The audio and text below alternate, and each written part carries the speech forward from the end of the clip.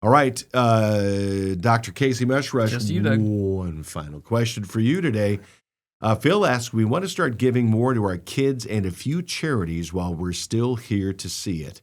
How can we do that without putting our own income plan at risk?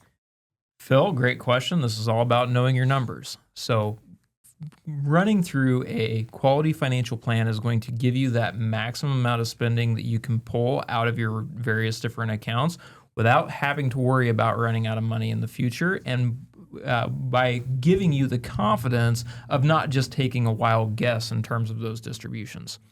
Now, ultimately, when it comes down to this is cash flow management. This is not just guesswork. This is making sure that you understand where's the money coming from and where are you going to be sending it to once it comes in the door. Once you know what that number is on the gross value, how you use it, that's completely and totally up to you. I tell people all the time when we design or we build out a financial plan and we say that you can spend $4,000, $5,000, $10,000, $20,000 a month, I really don't care if you are stuffing it into your mattress and sleeping on it like a princess in a pea, or if you are spending it all on sushi. Doesn't really matter. Once it's out of the plan, as far as I'm concerned, it is spent underneath that particular instance. So really understanding how's that overall cash flow can be utilized and how much you can pull will allow you to develop that charitable giving strategy. Now, once you have decided that you want to give to charity or to individuals and that you know where you're going to direct that, now we can start to come in and say, is there a way that we can do this in a little bit more of a tax efficient manner?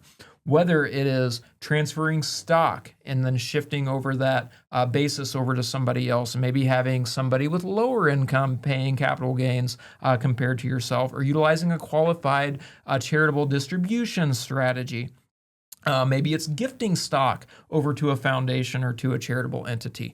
There's some various different strategies that we can utilize. Utilizing donor-advised funds would be another example for maybe a very large and generating some sort of recurring gift on an annual basis as well.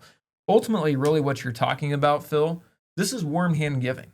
You know, this is something that has permeated a lot of our conversations over through the years, and it is how can we make sure that our assets not only take care of us, but that they also can be utilized in a way that is consistent with my values and help promulgate and push forward the things that I think are important out into the world.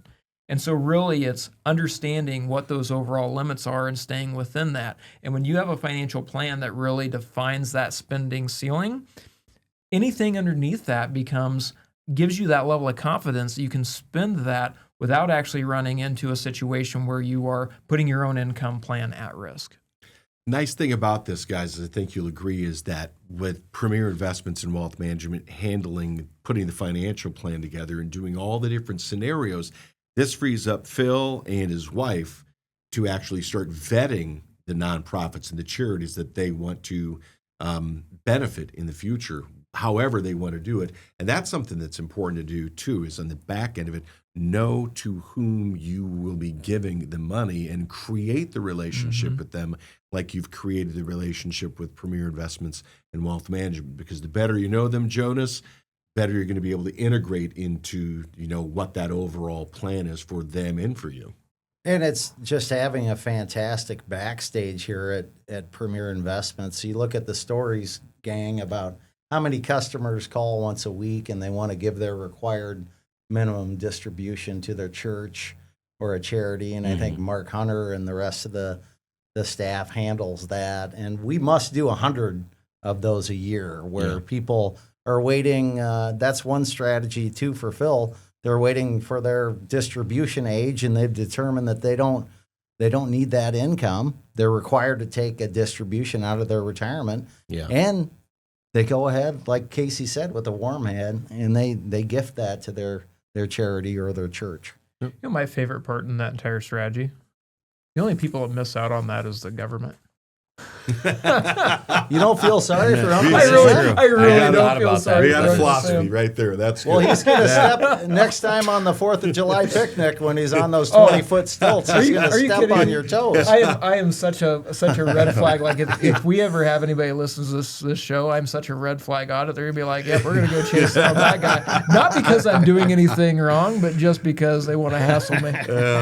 This is so good. You know what? That's one of the things I've learned so much working with my friends at Premier Investments and Wealth Management. I think that you're going to as well. It's really when you see them, you get together at holiday parties, they have occasional events, and the people who are clients, who are customers, see themselves as part of the family. There's really a good repartee between everybody. Good conversation is had because barriers have been broken down. People are not afraid to have difficult conversations because no pain, no gain. And that's the whole point. Premier Investments in Wealth Management. Let them take on the pain of those difficult conversations, having them with you because they've been through it with hundreds of thousands of clients. And they know that your situation is different from everybody else's. But you know what? Having these conversations, it's going to help you. Let them apply their professional expertise to your situation.